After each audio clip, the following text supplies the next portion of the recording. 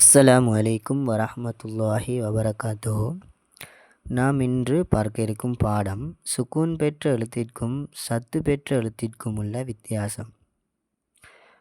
பல மாணவர்கள் சுக்கூன் சத்து இவைகளை பயன்படுத்துவதில் குழம்பி விடுகிறார்கள். ஆதலால் இந்த பாடம் மிகவும் பிரயோசனமாக இருக்கும் இன்ஷா அல்லாஹ். சரி, இப்போது பார்ப்போம்.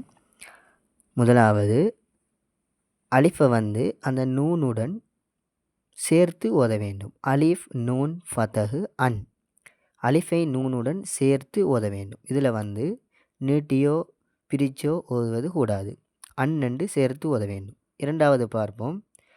இரண்டாவது பாருங்க, அலிஃப் அந்த நூனுடன் சேர்த்து இணைத்து, இப்போ சேர்க்கிறேன்டா இணைத்து அழுத்தி ஓத வேண்டும். எப்படின்னு சொன்னால், இப்போ அலிஃப் நூன் ஃபதஹு அன்ன, அதில் சத்து இருக்கிறதால் இரட்டிப்பாக மோத வேண்டும், அழுத்தியும் மோத வேண்டும்.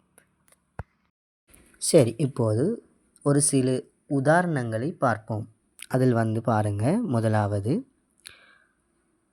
சுக்கூன் சேர்க்கும்போது எப்படி ஓதுவது, சத்து சேர்க்கும்போது எப்படி ஓதுவதுன்றதை பார்ப்போம். முதலாவது பாருங்கள்.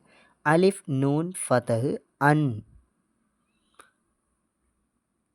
பே நூன் கசரு பின். சீம் மீம் லம்மா சும். இது சுக்கூன் எழுத்துக்களை ஓதுற விதம். இப்போ அடுத்தது அங்கால அலிஃப் நூன் ஃபதஹு அன்ன. பே நூன் கசரு பின்னி. சீம் மீம் லம்மு சும்மு. அடுத்த இதுகளை பாருங்கள். லாம் மீம் ஃபதஹு லம். தே லாம் லம்மா துல். ஜீம் லாம் கசரு ஜில். அதை இது சத்து வந்ததை பார்ப்போம். லாம் மீம் ஃபதஹா லம்ம. தே லாம் கசரா துல்லி. ஜீம் லாம் கசரா ஜில்லி ஜில்லி. அடுத்தது லாம் மீம் கசரா லிம். மீம் நூன் ஃபதஹா மன். காஃப் லாம் லம்மா குல். அங்கால பாருங்கள். லாம் மீம் கசரா லிம்மி. மீம் நூன் லம்மா மன்னு. காஃப் லாம் லம்மா குல்லு குல்லு. இப்போ இதில் இன்னொன்று சொல்ல வேண்டும்.